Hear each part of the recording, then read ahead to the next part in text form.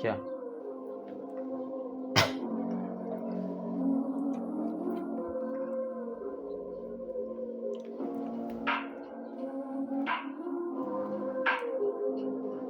Yeah.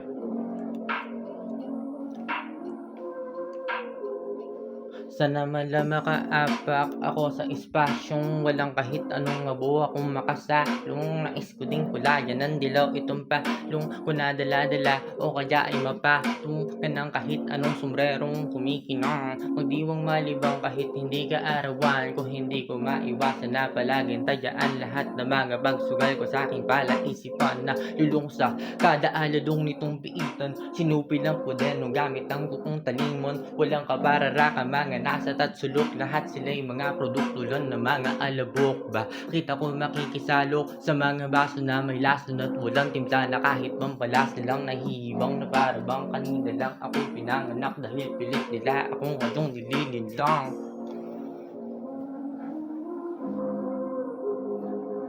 Yeah.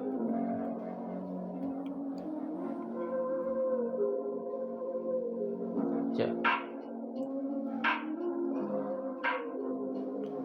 Yeah.